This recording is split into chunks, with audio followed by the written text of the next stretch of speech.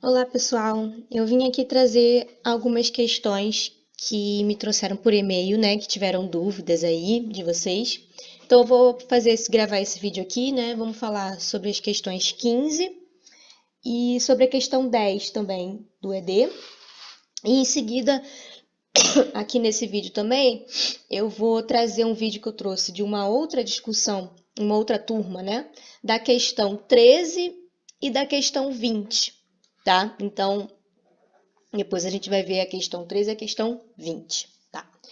Vamos falar aqui então dessa questão. Essa questão 15 é uma questão que diz assim, né? Uma planta que produz rabanetes redondos foi cruzada com outra que produzia rabanetes alongados. Então teve esse cruzamento aqui, aconteceu, tá? E o resultado foi 100% de plantas que produziam rabanetes ovais. Então, aí já tivemos o primeiro resultado, né?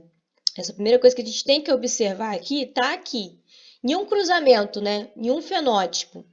E aí o outro progenitor tem o outro fenótipo, cruzou um com o outro e a prole deu um fenótipo único, 100% daquele fenótipo, já diz pra gente que o quê? Né? Quando a gente cruzou a alongada com a redonda, se a gente teve 100% de um fenótipo único, que foi o oval, já diz que esse cruzamento ocorreu entre homozigotas, né? Para que, então, se foi entre homozigota, né, para um alelo, homozigota para o outro alelo, quando a gente teve um cruzamento, a gente teve 100%, todo mundo heterozigoto. Por isso, todo mundo com o mesmo fenótipo, tá? Na F1, tá? E fenótipo esse que não é nem igual, né, do alongado, nem igual ao redondo. É um fenótipo que fica mais ou menos no meio do caminho, se a gente for para pensar, né? É um fenótipo um pouco intermediário, tá? Então, a primeira coisa que a gente tem que observar é isso daqui, tá?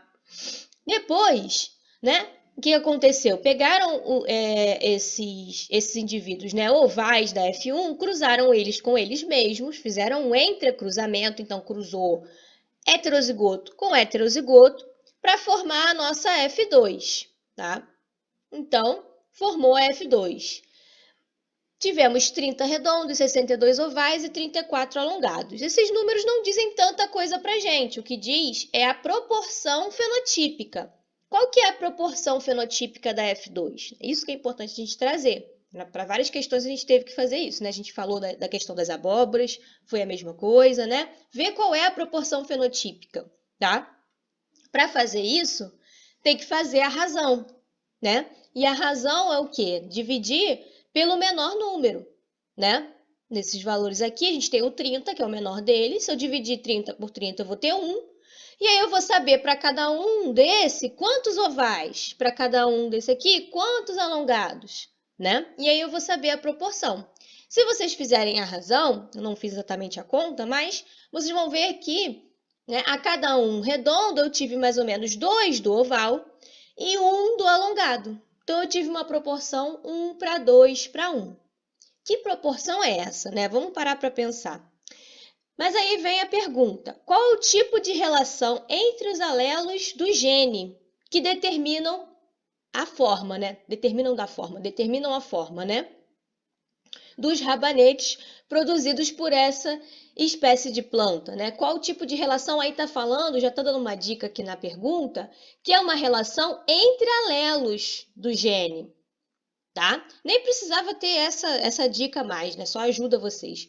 Mas vocês pararem para pensar numa proporção 1 para 2 para 1, onde é que a gente viu isso anteriormente, né? Qual que vai ser a relação? Bom, quando a gente pensa em Mendel, o que Mendel teve, a gente sempre usa o trabalho de Mendel como padrão para a gente pensar um pouquinho. Quando Mendel cruzou um heterozigoto com outro heterozigoto, para um gene só, ele teve lá uma proporção fenotípica de 3 para 1, né? Por quê? Porque tinha uma dominância completa, então eu tinha 3 do fenótipo dominante, porque eu tinha dentro desse fenótipo dominante, né, formava-se então 2 heterozigotos, um homozigoto dominante, mas os 3 tinham o mesmo fenótipo, porque era dominância completa, para cada um, né, que era formado de homozigoto recessivo que tinha o fenótipo recessivo, né? Aqui já foi diferente, não foi 3 para 1, foi 1 para 2 para 1. Então, aqui a gente não tem uma dominância completa, mas qual relação, então, a gente pode enquadrar isso daí? Dentre as que eu conversei com vocês lá na aula. Vamos lembrar do slide que eu mostrei na aula para vocês, de interação entre alelos de um mesmo gene, então um único gene, dando aquele fenótipo, e os alelos interagindo não só pela dominância completa, que a gente já conhece, que foi o que Mendel observou, né? Mas tinham outras interações que eu mostrei para vocês. Dentre elas, a gente tem a dominância incompleta ou parcial. Vê se ela não se encaixa perfeitamente. Por quê? É um caso em que o fenótipo do heterozigoto ele não é nem igual ao homozigoto recessivo, nem igual ao homozigoto dominante. O fenótipo, desculpa, nem igual a um homozigoto para um alelo, nem igual ao homozigoto para o outro alelo. Ele fica num fenótipo ali intermediário entre dominante e recessivo. Não tem exatamente... Tem uma dominância, mas ela é incompleta, ela é parcial. Porque o heterozigoto ele não tem o mesmo fenótipo do dominante. Ele tem um fenótipo intermediário. Aqui eu mostrei para vocês o exemplo da cor da flor. Porque aí o recessivo seria o branco, o dominante seria o vermelho, e o heterozigoto, ao invés de ser vermelho, numa dominância completa seria vermelho, ele é rosa. Ele está no meio do caminho, tá? Então, aqui, por exemplo, foi o que teve-se, ó. Para rosa, esse aqui determina branca, e o heterozigoto está no fenótipo ali intermediário. O que aconteceu aqui quando fizeram o cruzamento da F1 com a F1 dos heterozigotos? Quando cruzou, a gente não teve 3 para 1. Tivemos 1 para 2 para 1. Justamente a proporção fenotípica que a gente acabou tendo aqui no exercício, né? Então, aqui, né, tá perguntando qual tipo de relação poderia ser. Então, poderia ser uma dominância incompleta ou parcial, né? Então, vocês podem falar isso, podem justificar de acordo com a proporção fenotípica que vocês observaram na F2. E aí, a pergunta seguinte é escrever os genótipos possíveis para esses fenótipos aí, redondo, alongado e oval, usando aí as letras ou terminologias da sua preferência, tá? Não vou dizer que exatamente tem que ser o minúsculo é para o redondo, o maiúsculo é para o alongado. Não. O importante é vocês entenderem aqui quem é que é homozigoto aqui e quem é que é heterozigoto, tá? Então, colocar, determinar lá, ó, o heterozigoto pode ter, por exemplo, se a gente está falando do gene tal, um gene que eu citei lá, um gene A, então eu tenho o alelo tal, é para determina aí, quando está em homozigose, vai determinar redondo. O outro alelo, quando está em homozigose, vai determinar alongado. Quando eu tiver heterozigose, quando eu tiver um alelo de cada um, aí você não vai ser nem redondo e nem oval, você vai, desculpa, nem redondo e nem alongado, você vai estar no meio do caminho, você vai ser oval, tá? Então, ali, trazer essas justificativas, tá? Então, para essa questão aqui, acho que agora deve ter ficado mais claro para vocês. Bom, agora vamos falar um pouquinho da questão 10. A questão 10, né, ela traz aí o alelo dominante C, Czão, né, determina indivíduos com covinha no queixo, enquanto o alelo recessivo Czinho determina indivíduos sem covinhas. Então, já falei quem é o alelo dominante e quem é o recessivo. A partir de cruzamentos de um casal Czão-Czinho com Czão-Czinho, então a gente tem um heterozigoto cruzando com outro heterozigoto. Qual a chance de eles terem um bebê com covinhas e ser do sexo masculino? Então, eu quero perguntar para vocês qual a chance deles terem um bebê que, além de ter covinhas, seja do sexo masculino. Então, a gente falou um pouquinho disso na aula, né? Principalmente quando a gente falou lá dos heridogramas também. Então, aqui, se você vai fazer um cruzamento Czão-Czinho com Czão-Czinho, a gente tem que entender qual a chance de ter um bebê com covinhas, e o quadrinho de Punnett ajuda, né? A gente monta o quadrinho de Punnett, cruza Czão-Czinho com Czão-Czinho e temos esse resultado aqui. Em 4, num total de 4, né? Eu vou ter um completamente recessivo, ou seja, sem covinhas, para 3, né? Que vão ser ou homozigoto dominante ou heterozigoto, nessa forma aqui, né? Dos dois, né? Como diz que esse alelo é dominante, né? Então, né? A princípio, dominância então completa. Então, a gente tem aqui esses 3 tendo o mesmo fenótipo, né? Que são aí com a covinha no queixo, tá? Então, com a covinha no queixo, Para ter a covinha no queixo, qual a chance? Num total de 4, tem 3 chances em 4. 3 quartos, tá? 3 quartos de chance de ter aí uma criança com a covinha. Mas eu quero que essa criança, além disso, seja do sexo masculino. Então, para que esses dois eventos aconteçam ao mesmo tempo, ou seja, o bebê ter covinhas e ser do sexo masculino, eu coloquei o E até em maiúsculo, para vocês lembrarem da regra do E, que eu falei para vocês também. Que a probabilidade de dois eventos, né, ou mais eventos independentes ocorrerem simultaneamente, então eu quero que aconteça simultaneamente, que o bebê tenha covinha e seja do sexo masculino. Qual a chance? A chance vai ser o produto, ou seja, a multiplicação, tá? Entre as probabilidades com que elas ocorrem separadamente. Então, eu vou ter que pensar, para ter covinha, é 3 em 4? É 3 quartos a chance?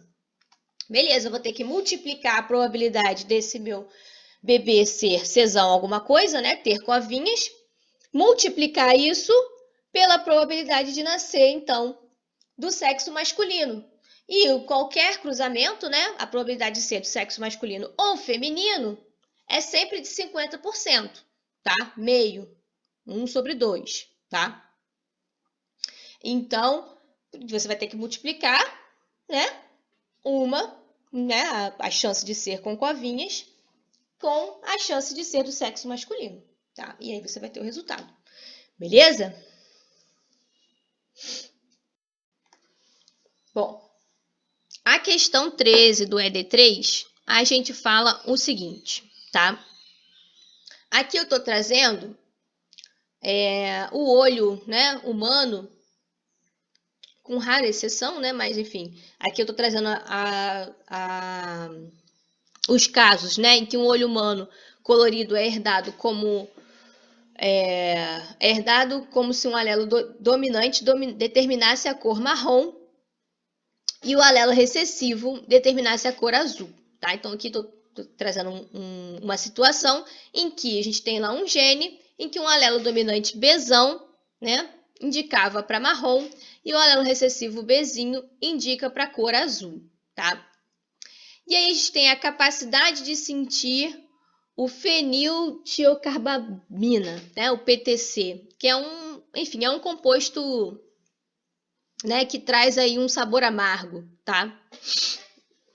Ou ele pode ter nenhum sabor, tá? Dependendo do genoma do provador. Então, dependendo de que você tem lá no GNA, no caso aqui que está sendo colocado, se você tem o alelo dominante, você vai sentir esse sabor amargo. Você vai ser, na verdade, sensível, tá? De perceber essa molécula PTC, tá? Se você tiver o alelo recessivo, você vai ser incapaz de sentir o sabor, né? Você não vai conseguir perceber, né? Você vai ser insensível ao PTC. Desculpa. E aí, o que eu tô falando aqui? Considere que os genes segregam independentemente, tá? Pra gente não pensar em ligação, enfim, vamos pensar na distribuição independente de Mendel. Qual a probabilidade de um casal, ambos com fenótipo azão-azinho, bezão-bezinho, ter uma criança com olhos azuis e capaz de sentir o PTC? E qual é a probabilidade desse casal também ter uma criança com olhos azuis e incapaz de sentir o PTC? Tá? Então, a primeira coisa que a gente tem que fazer estou falando de um cruzamento, quero saber a probabilidade. O cruzamento entre indivíduos com qual genótipo? Já dei para vocês. Azão-azinho, bezão-bezinho. Tá? Ou seja, os dois têm olhos marrons e conseguem perceber o PTC, tá? E aí, o cruzamento, a gente vai montar o quadrinho de Punnett, pessoal. Quadrinho de Punnett, colocou lá como a segregação é independente, temos os 4 tipos de gametas formados na mesma proporção, então por isso o quadrinho de Punnett cabe perfeitamente aqui, tá? E aí a gente tem lá, né? Então montamos azão-bezão, azão-bezinho, azinho-bezão, azinho-bezinho, são os gametas possíveis formados pelo progenitor, pela mãe, né? E também são os gametas possíveis gerados pelo pai. E aí a gente vai ter um quadrinho 4x4 com 16 entradas, e aí é só fazer, né? Azão, azão, bezão, bezão, azão, azão, bezão, bezinho, e por aí vai, tá? Então, formou o quadrinho de Punnett, tá? Para esse cruzamento. Vamos lá. Agora eu quero saber qual é esses dois cruzaram Essas são as possibilidades aqui. Então, aqui, num total de 16, eu tenho uma chance de ter esse genótipo. No total de 16, eu tenho uma chance de ter esse genótipo. No total de 16, eu tenho uma chance de ter esse, e etc. E por aí vai, né? Você vai olhando para cada um desses daqui. Tá, beleza. Agora a gente tem que entender quais são as relações fenótipo-genótipo, porque eu estou perguntando a probabilidade e estou dando qual é o fenótipo que eu quero para as crianças, tá? Então, se eu quero uma criança com um olho azul e capaz de sentir PTC, na verdade eu estou querendo qual genótipo, que é para eu poder procurar no meu quadrinho de Punnett, entendeu? Então tem que correlacionar fenótipo com genótipo. Então pensa lá, olho marrom e capaz de sentir PTC, qual o genótipo? Olho marrom e incapaz de sentir o PTC. Olho azul e capaz. Olho azul e incapaz, tá? Aí você vai determinar quais são os genótipos. Eu nem sei se está certo aqui. Acho que razão. Eu acho que eu botei ao contrário aqui. Porque é o B que é do olho, né? Bom, beleza. Só um pequeno falhinho aqui. Então, como eu disse que o GNA determina em relação relação à capacidade de perceber o PTC, né? Então, GNA em relação à capacidade de pertencer o PTC. Se eu sou capaz, eu tenho azão qualquer coisa. Se eu sou incapaz, eu sou azinho azinho. Então, sou capaz, azão qualquer coisa. Sou incapaz, azinho azinho, tá? Agora, o GNB fala em relação à cor dos olhos. Se eu sou Bzão alguma coisa, eu tenho olho marrom. Bzão alguma coisa, eu tenho olho marrom.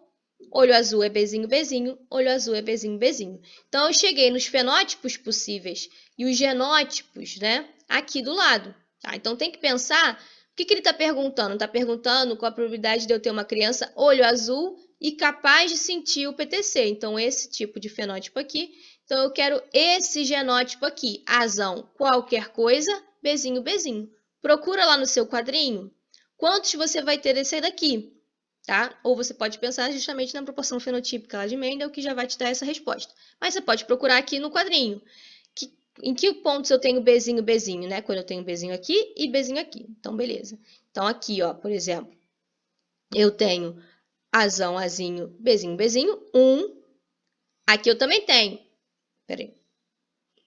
Azão, Azinho, Bzinho, Bzinho. Ó, Azão, Azinho, Azão, Azinho, Bzinho, Bzinho. E eu ainda tenho aqui também. Azão, Azão, Bzinho, Bzinho. Então, achei 3 desse genótipo aqui. Azão, qualquer coisa, Bzinho, Bzinho. Eu achei 3. 1, 2, 3. Tá? 3 em quanto? 3 em 16, né, pessoal? 3 em 16. Então, você pode botar que a probabilidade é de 3 em 16, ou você pode dividir 3 por 16 e multiplicar por 100 para ter em percentual, tá? Então, eu vou aceitar os dois. Qual é a probabilidade desse casal ter uma criança com olhos azuis e incapaz de sentir o PTC? Agora, eu fiz uma outra pergunta em relação... Então, se essa criança... Tá, esquece a anterior. Qual a probabilidade desse casal ter uma criança com olhos azuis e incapaz? Aí, pensa lá qual é o fenótipo, o genótipo que você quer. Olho azul e incapaz, ela tem que ser dupla homozigota recessiva. Eu só tenho uma. Só forma-se esse genótipo uma vez. Uma em quanto? Uma em 16, no total. Então, 1 em 16, ou divide 1 por 16 e multiplica por 100, que você vai ter em percentual. Deu para entender? Essa daqui é bem tranquila. Beleza, pessoal? Professor, pode falar. Eu posso escrever separado também?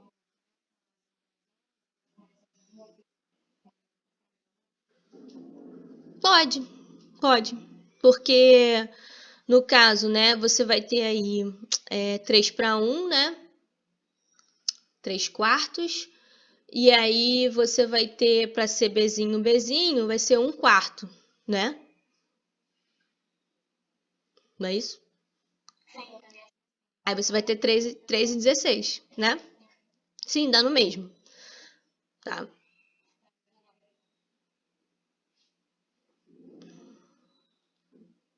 Tem que justificar? Não, não precisa justificar, né? A questão acho que é múltipla escolha, tá? Nesse caso aqui não, mas pode ser que eu peça na prova.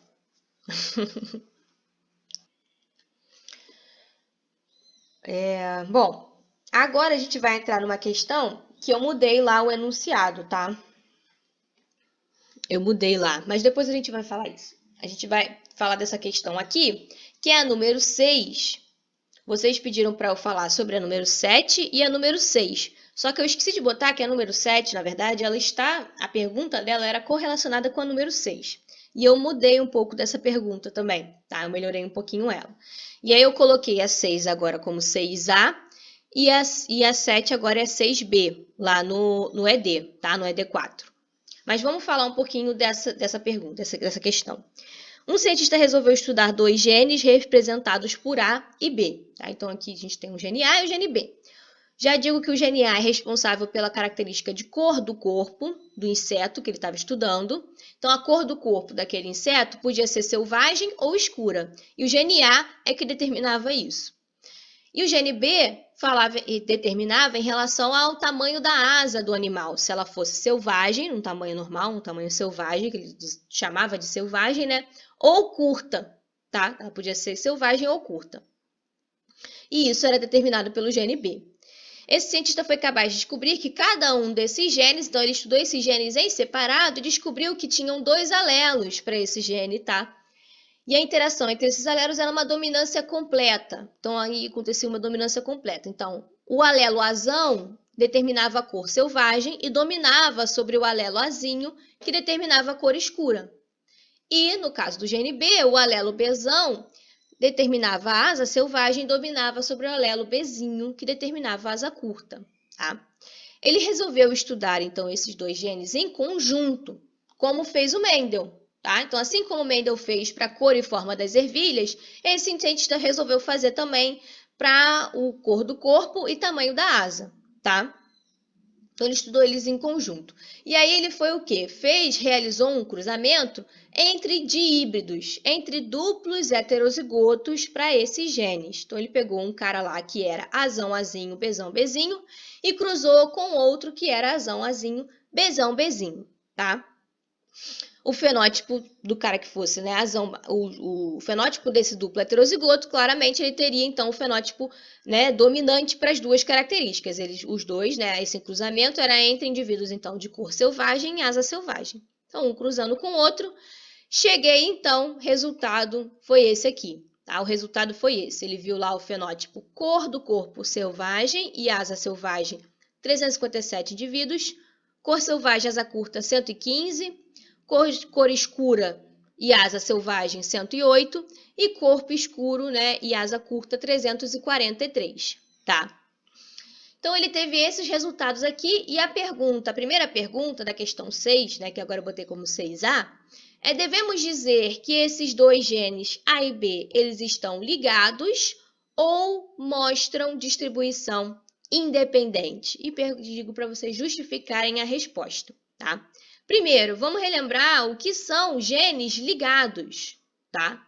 Distribuição independente, vocês devem lembrar, né? Segundo a lei de Mendel, quando ele estudou lá dois genes que não interagiam entre si, não se encontravam ligados também, tá?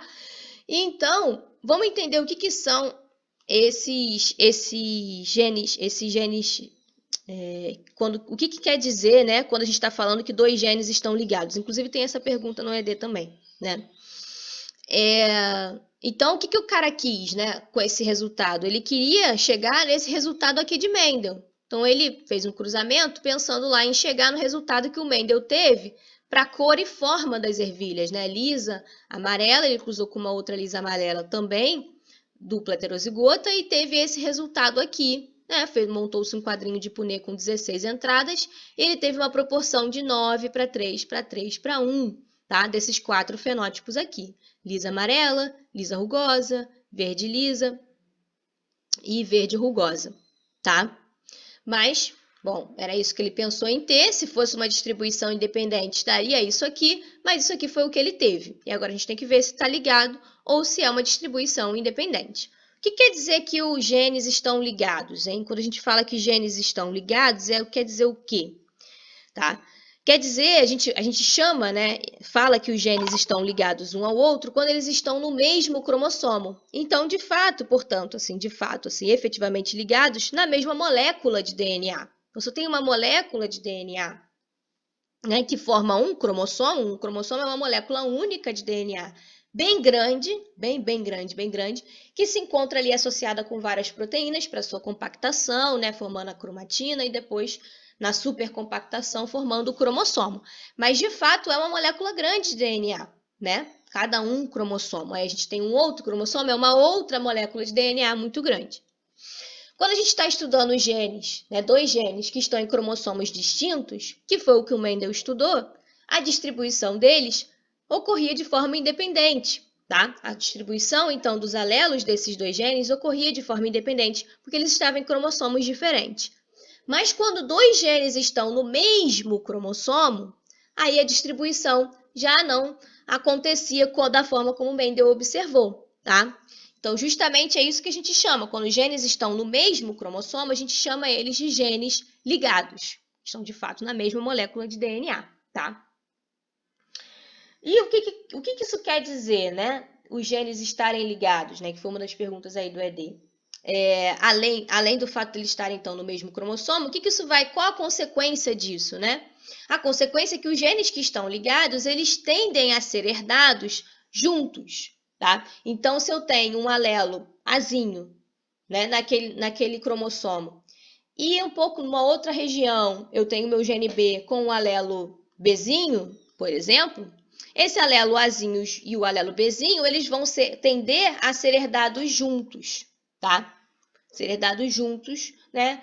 Formando aí gametas parentais, tá? Que a gente chama, tá? E uma frequência maior do que os recombinantes, tá? Por quê? Porque agora os gametas recombinantes, diferente da distribuição independente, os gametas recombinantes eles vão depender aí de que ocorra um fenômeno de crossing over, uma recombinação homóloga, vai ser necessária que aconteça entre esses dois genes para que seja formado esse gameta aí recombinante, tá? Então, só relembrando aqui, que a gente falou na aula também, então se vocês olharem lá, assistirem novamente essa parte da aula, vai ajudar também a vocês compreenderem melhor isso, né? Em que, por exemplo, aqui eu estou mostrando o gene A e o gene B que estão no mesmo cromossomo, tá? Aqui é um cromossomo e aqui é o par, né? O par homólogo, né? Então, aqui eu tenho um par de cromossomos, tá? E são homólogos. Essa região aqui é a região em que está o gene A e essa região que está o gene B.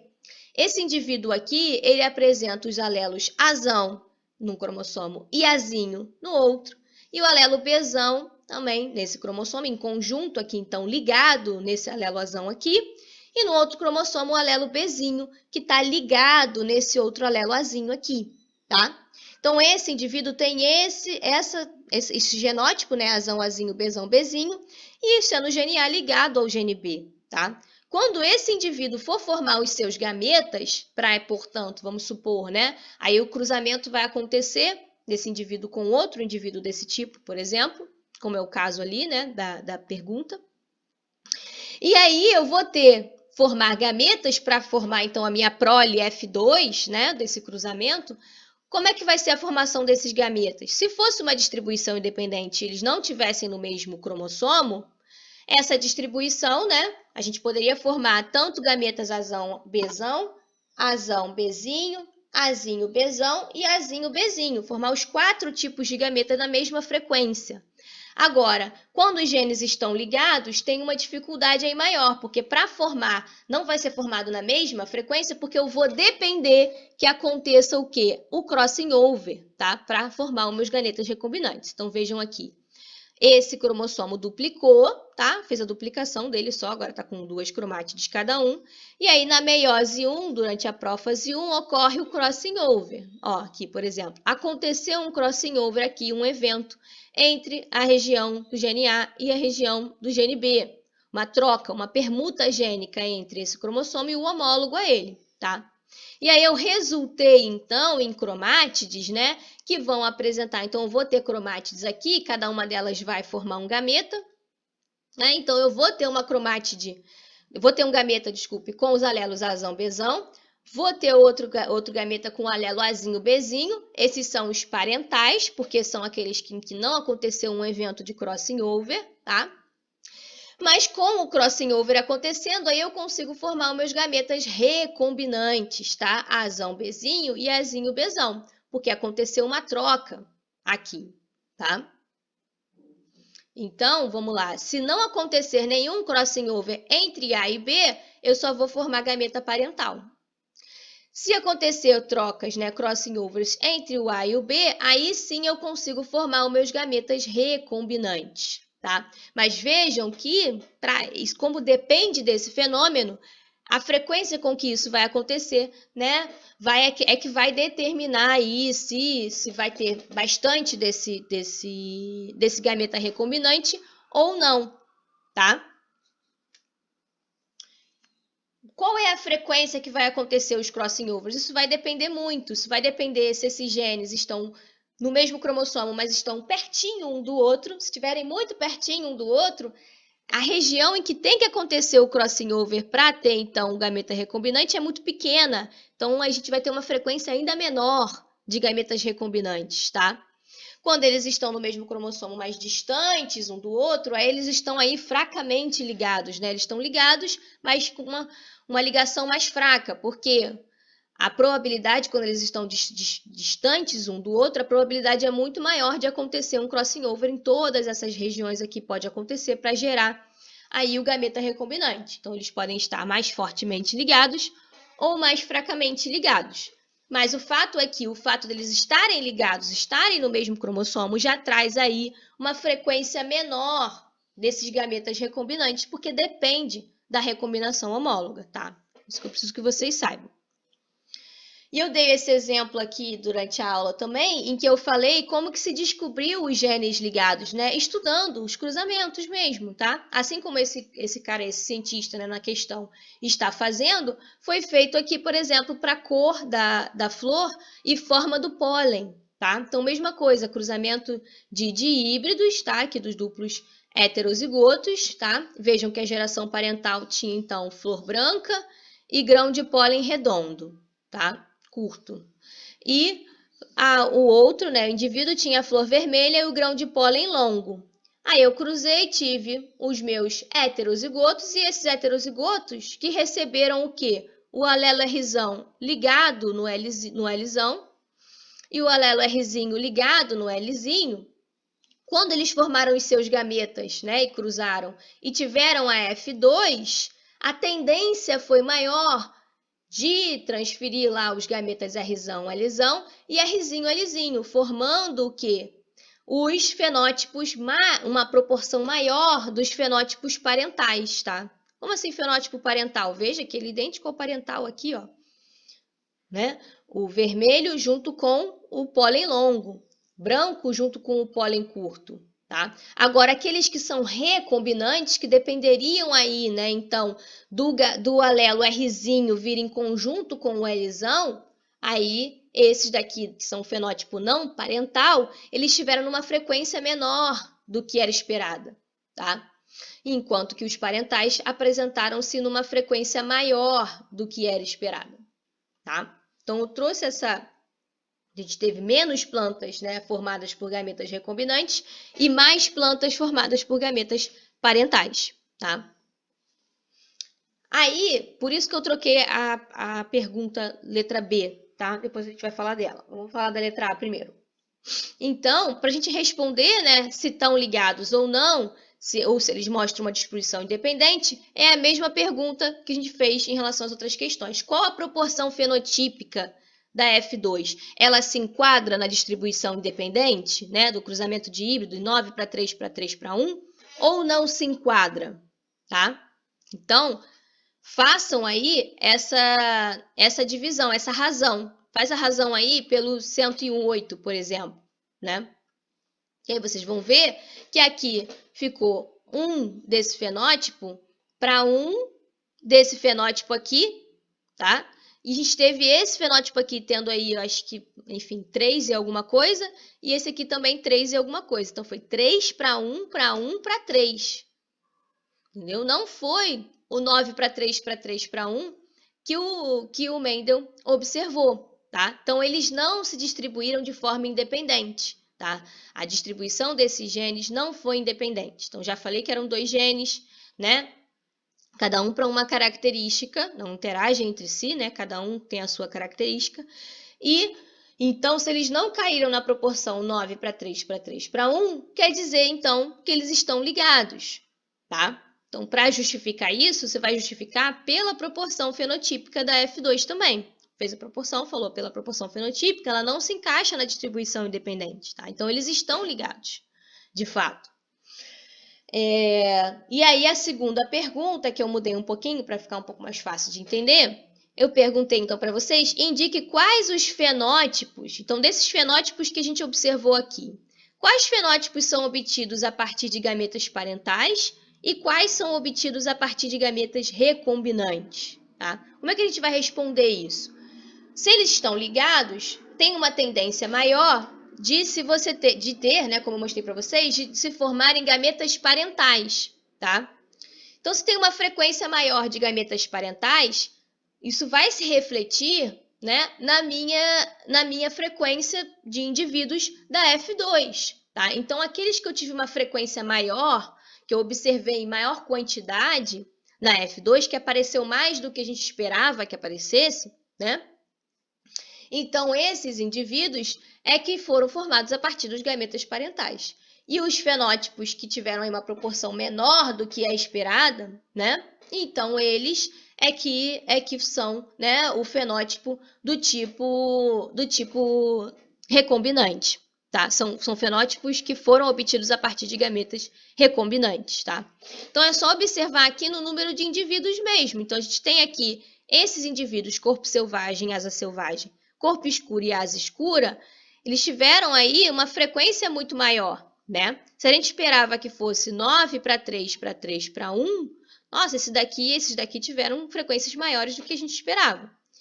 E, no caso desses daqui, do corpo selvagem, asa escura, corpo escuro e asa selvagem, você teve aí uma frequência menor, né, do que poderia ser esperada, tá? Então, esses indivíduos aqui, que têm frequência menor, no próprio resultado, né, de uma forma geral, eles vão ser os recombinantes, enquanto esses daqui vão ser os parentais, tá? Deu para entender? Ficou muito confuso? Alguém tem alguma dúvida?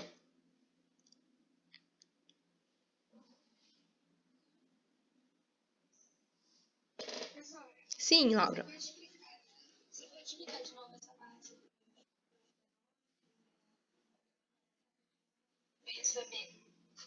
Então, troquei um pouquinho a pergunta da B. Otília achou um pouco confuso, né? Tá bom. Essa parte é um pouquinho mais essa questão é uma questãozinha um pouco mais difícil mesmo, né? Tem alguns conceitos a mais que ajudariam vocês a entender, mas que a gente não teve tempo assim de aula, né, para dar esse conteúdo tão aprofundadamente assim, tá? Talvez essa questão eu possa anular, não tem problema, né? Eu nem considero de repente no ED de vocês. Mas para vocês entenderem o seguinte, né? Trazendo esse exemplo aqui, tá? Então, vamos retornar para esse exemplo aqui que está desenhadinho, vai ser mais fácil de a gente ver. A gente tem aqui, né, um cruzamento de uma flor, né? Rzão, Rzão, Lzão, Lzão, com outra Rzinho, Rzinho, Lzinho, Lzinho. Quer dizer que ela só tem, então, né, no seu cromossomo lá, vamos supor que está ligado mesmo, né? Então, está no mesmo cromossomo o gene R e o gene L, né? O gene R e o gene L estão no mesmo cromossomo. Então, eles vão tender, os alelos vão tender a serem herdados em conjunto, tá? Não vai ter aquela distribuição independente que a gente mostrou quando está em cromossomos diferentes. Porque quando está em cromossomos diferentes, é só a disposição que os cromossomos estão lá, né, na hora da meiose acontecer.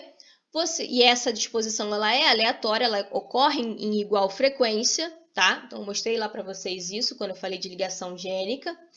E então essa disposição é que determina a frequência com que você vai ter ali formar os gametas parentais e os gametas recombinantes, né? Parentais são aqueles que você recebeu, né, da sua mãe e do seu pai daquela forma. Recombinantes é quando você, né, mistura um com o outro, tá?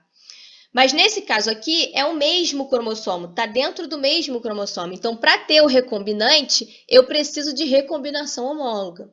Tá? É necessária a recombinação homóloga para você formar o gameta recombinante. Então, aqui, por exemplo, né, esses indivíduos da F1, eles receberam Rzão junto com Lzão e Rzinho junto com Lzinho, tá? E assim eles foram formados, a F1. Quando eles foram formar os gametas deles, tá? Como o R está ligado com o L, eles tenderam a doar numa quantidade maior, ter uma frequência maior de gametas Rzão junto com Lzão e Rzinho junto com Lzinho, que formam esses dois tipos de fenótipos aqui, que vejam, são fenótipos que estão presentes na F1 ou na geração P. Esse fenótipo aqui está presente também na geração P, tá? Mas para formar os fenótipos, né, não parentais, ele está dizendo aqui como não parentais, que eu chamo de recombinantes, né? Se não é parental, é recombinante. Para formar, então, esses fenótipos recombinantes, ele teve que doar, formar gametas Rzão junto com o alelo Lzinho, tá? E aqui também, ele precisou formar gametas Rzinho junto com o Lzão, tá? E por isso, por conta disso, né, por necessitar desses gametas recombinantes para formar esses dois indivíduos, eles apareceram em uma frequência menor do que a esperada, tá? Menor do que a esperada.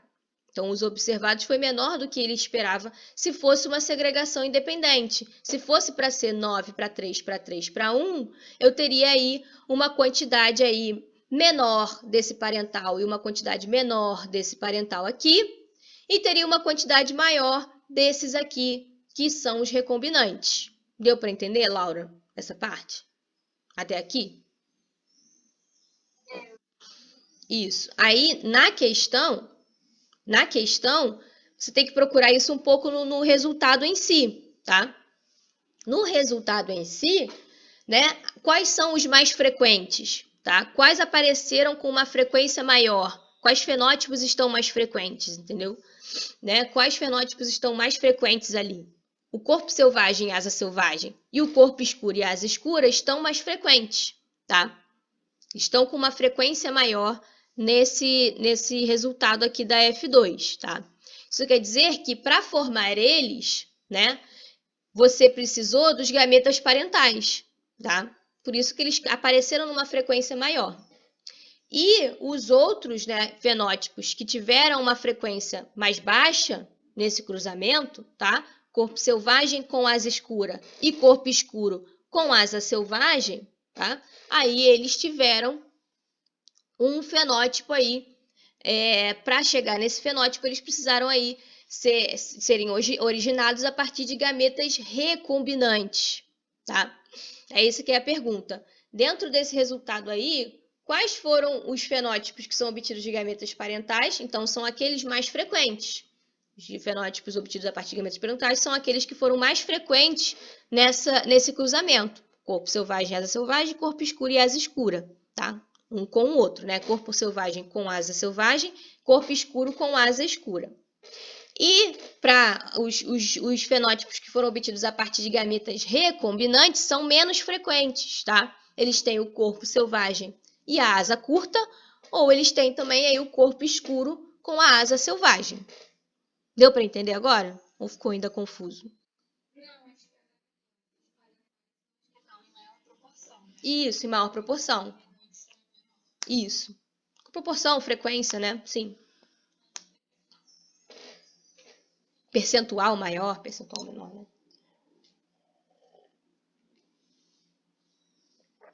Dá para também dispor os genótipos deles, né? Porque a gente consegue saber os genótipos, porque aqui eu disse, né? Qual era cada um, né?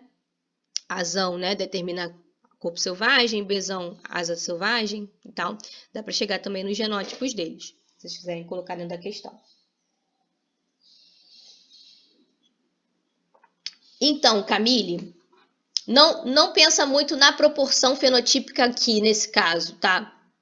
No resultado que ela dá. Que foi 3 para 1, para 1, para 3, né, mais ou menos. Mas pensa que ela cai dentro do 9 para 3 para 3 para 1 ou não, tá? Se ela desvia do 9 para 3 para 3 para 1, nesse caso aqui, que eu estou perguntando em relação à ligação gênica, não tem uma proporção fenotípica fixa para dizer que é ligação gênica, tá? Por isso eu não dei para vocês, ó, caiu na proporção tal, é ligação. Não. Fugiu, você estudou 2 genes, cruzamento de híbrido, quer saber se esses genes estão dentro do mesmo cromossomo ou fora? Se eles estiverem em cromossomos diferentes, eles vão cair no 9 para 3 para 3 para 1. Se eles estiverem no mesmo, eles não vão cair numa outra proporção. Agora, o quanto que vai dar de proporção vai depender da proximidade dos genes. E é isso eu não expliquei tão profundamente para vocês, tá, Camille? Deu para entender? Então, não está associado exatamente a essa proporção fenotípica, está associado ao fato de não estar na proporção fenotípica 9 para 3 para 3 para 1. Deu para entender? Beleza. Não é o mesmo caso da interação gênica, que a interação gênica traz aquelas proporções lá que eu trouxe para vocês, tá? Características. Aqui é o fato de fugir da distribuição independente. Então, perguntei se é distribuição independente. Espera aí, deixa eu ver se é 9 para 3 para 3 para 1. Não é, então tá ligado, tá? O quão ligado aí é uma outra questão que eu não vou pedir para vocês, tá?